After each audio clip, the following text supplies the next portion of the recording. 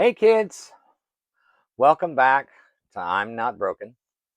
I'm Jeffrey Towery, and today we're talking about motion, about what happens when you stop holding it all in and finally let your body speak.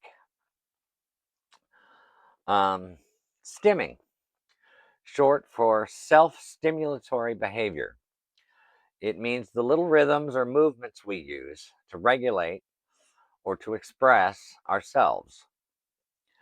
For me, it's tapping my foot, rocking on my toes, or clenching my toes inside my shoes when no one's watching, clenching or clapping my fist, the sound of one hand clapping. It's how I stay grounded. It's how I say to myself, I'm here, I'm steady. We've been taught to hide these movements by society, to sit still, to be normal. But here's the truth: movement is language. It's how the nervous system talks back to the world. And now for the broken news. A new university led workplace study just revealed something huge.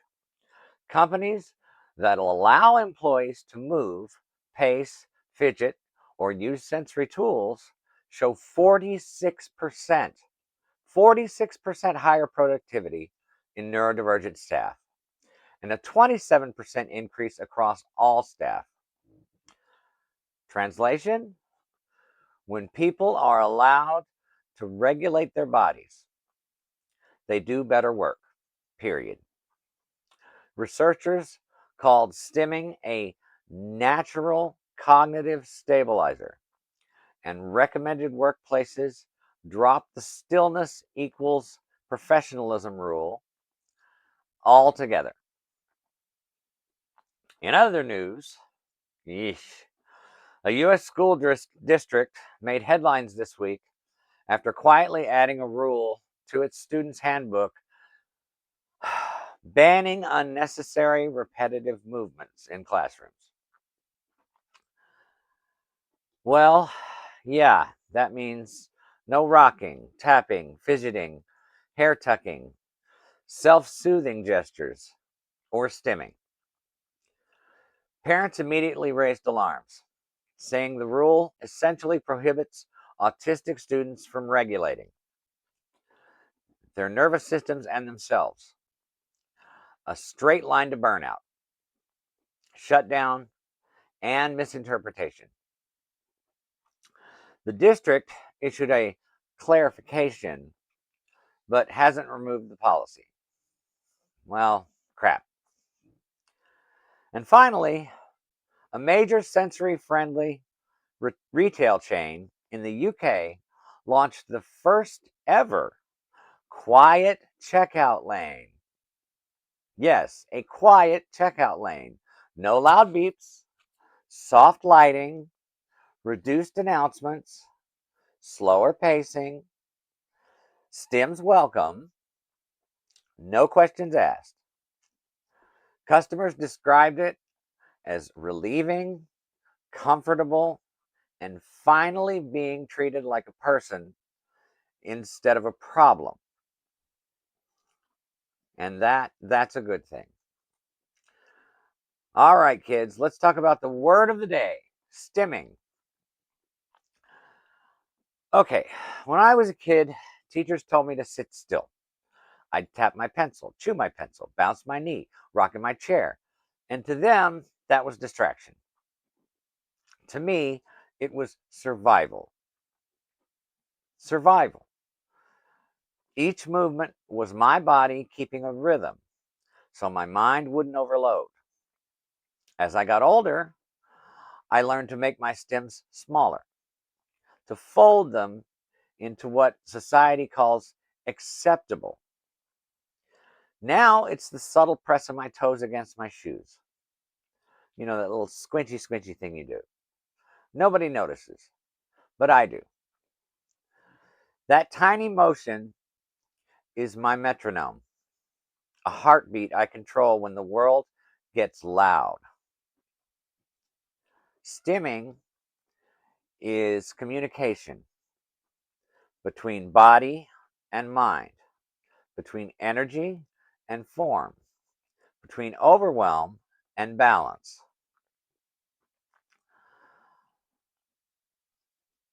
How about some insights?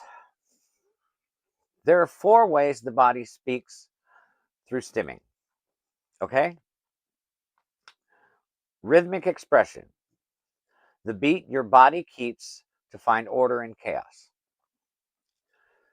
Energetic discharge, motion that releases static from the nervous system. Relational cueing, subtle rhythms others subconsciously sync with. And pattern as syntax.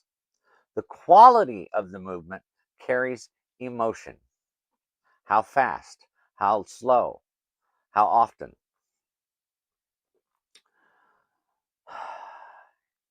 Here's a good way to do stimming at work, because I find that a lot of people need that.